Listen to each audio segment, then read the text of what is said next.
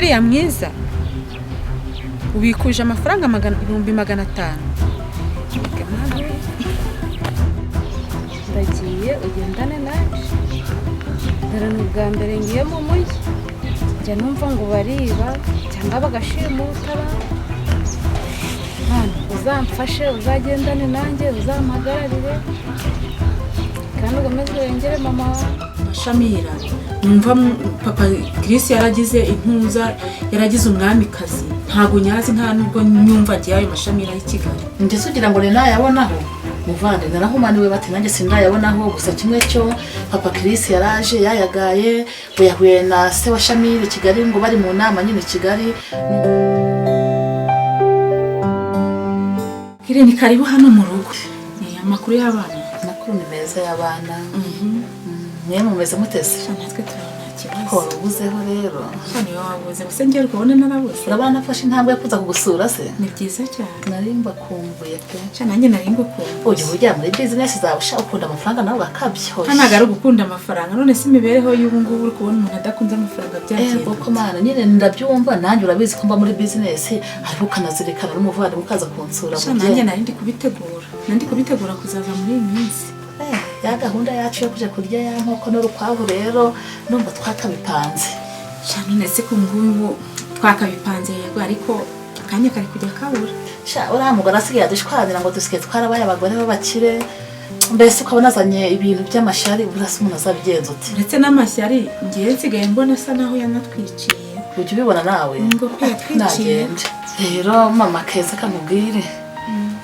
Papa Chris abayanzambaguje nyine ngo ngafite ngo mukazana ngo Shamira ngo yifuza ko yatuye mukazana kanje rwose pesubizi mfite Joyce ndamukunda numva wazatuye mukazana ariko papa Chris yadushwaniye nyine mbese nta turi guhuza kagira inkuru nkubita kutwa dutiku neza gaho nzimbarire umva mbese ntituri gucana waka umwe nshaka Shamira w'Ikigali ncyo bakazana b'Ikigali ntazi kona nimenyereye Joyce wakoranye na Chris wanje mbwira ko ndibubyifatemo mu bye so Shamira ko yabaye Shamira kuri papa Chris sinzi bye mwoka byaramwe ngiye rero karakana kitwa Joyce ngiye mbona bakwiranye na Chris baranaberanye ari akira ni wawe wanje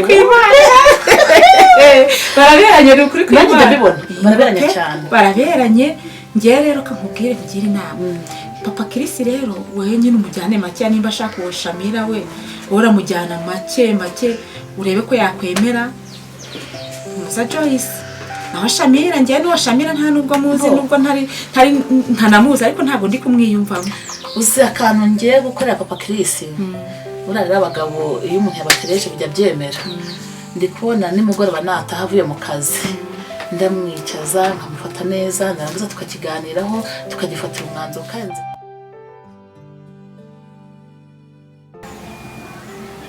mama umeze ute nizere ko umeze neza nanjye meze neza nanditse aka gapapuro nkubwira ko udakwiye guhangayika kuko utansanze hano mu rugo ahubwo nagiye mu mujyi namusanze kwa Chris n'umukuru wanjye yabaga yakoreraga kuko we atagihari bamushakiye amahirwe yo kujya kwiga muri Canada nagerageje inshuro nyinshi kukwamagana ngo numve niba hari cyaba cyarakubaye gusa nimero yawe ntabwo yaciye ubu ndagiye rero ntuzabona ubutumwa uzahamagara izi nimero za Chris kuko iyanjye yo ushobora no kubura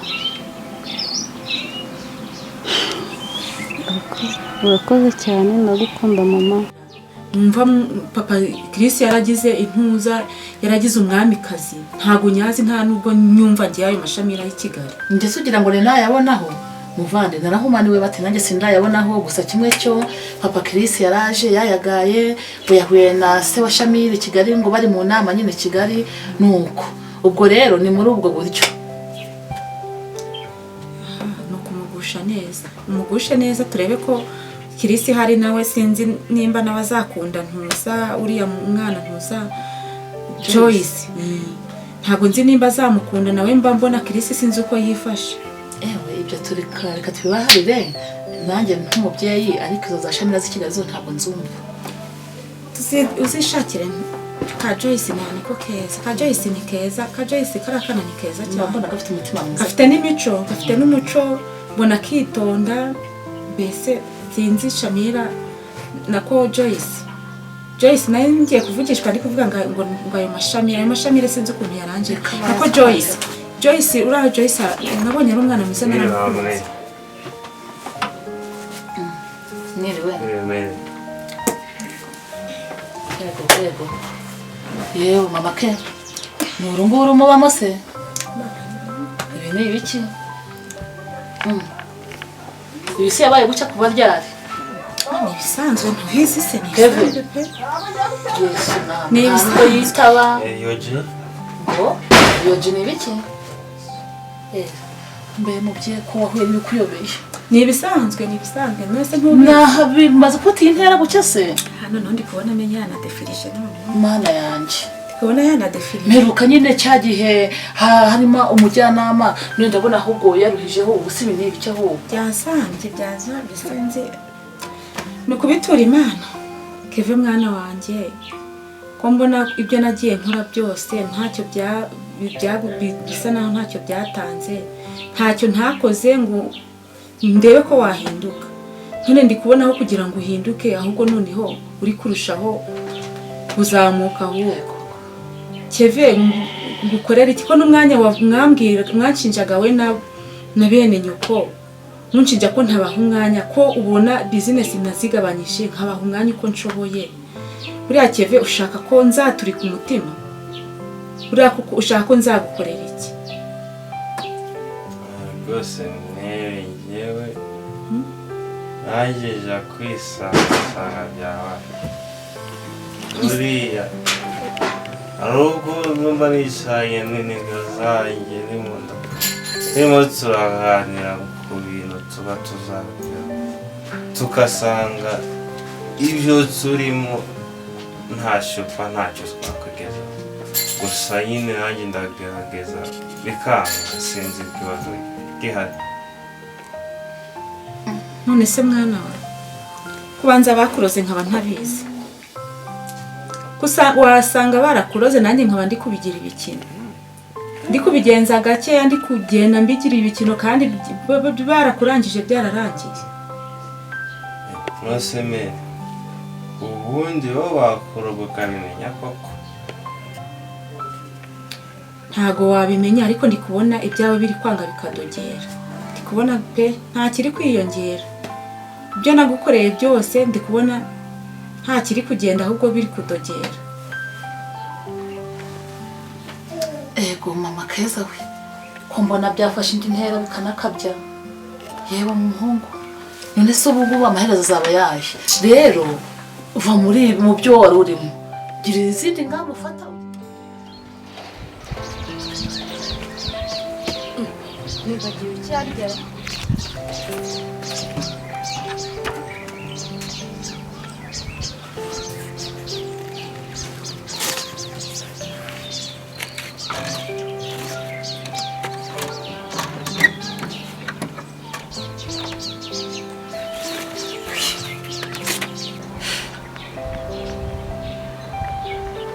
Mani, ndagiye ugendane nanje. Dore ni ubwa mbere ngiye mu mujyi. Njya numva ngo bariba cyangwa bagashimuta abantu.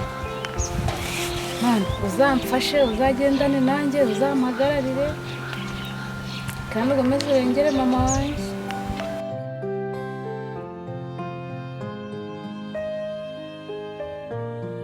Wiriwe neza. Niriwe. Amakuru yanyu Ni meza. Okay, njye ntabwo nzi ariko njye ndi umwagenti ukorera amakampani. Kampani ushoramo amafaranga hanyuma ibyo ushoye tukabyungukira kabiri. Kabyungukira kabiri? Yego. Bite se ubu? Ushobora kuba utari kubyumva neza. Iyo kampani yacu ni mpuzamahanga. none se mukorere he kugira ngo numve ko muri seye koko Mary ntawe ngiye n'ukuri pe kubera icyo umuntu wazanira iterambere ntimubyumve kweri twe tuba turi kugira mu kire vuba noneho naracika waracikanwe cyane none se bisaba iki kugira ngo umuntu azeme iyo poroje yawe bisaba iki sinumva se utangiye kuvuga neza ukuri ndi kumubona utangiye kuvuga neza ni ukwiyandikisha sorry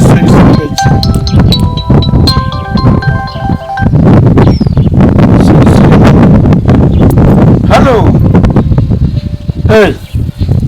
za miliyoni zakugezeho aha okay ndumva ibintu noneho bitangiye kujya mu buryo nyamaza narakubwira gukumva wagira ngo ndimo ndakubeshya je ntabwo mbeshya arega njyewe ariko njye narakubwiye pe iyi kampani ni mpuzamahanga kabisa wenda ni vuba igeze mu Rwanda ariko ni mpuzamahanga pe njye nabirahirira okay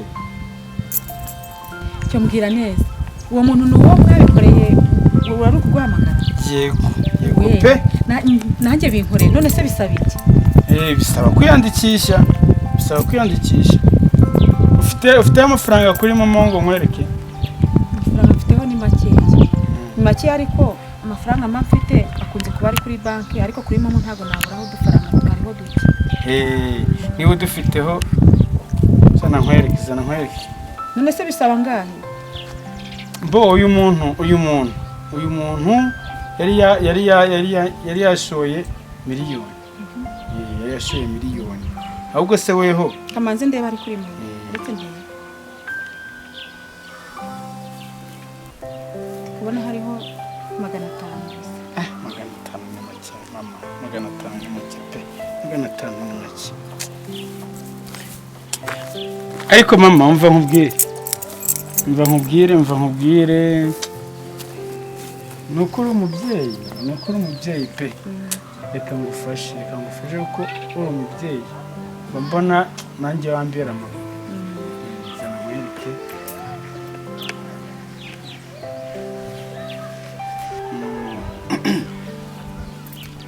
kireba ko karinki mwoherereje wagafunguye bimwe birakunda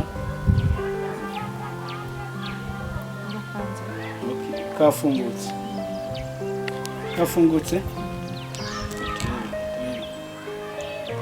ikibazo kumbona bitari kugenda rwose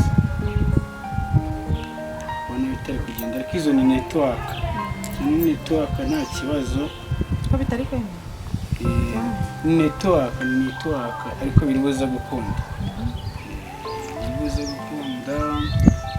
bo ugize ikibazo reka nkohereze nimero uri buze kundeba mu mujyi ku cyicaro dore nakerewe mu kazi barimo kumpamagara nta kibazo ndaza kureba mu nkorera kuko ndi kubona bikwanga uze kumukundeba nta kibazo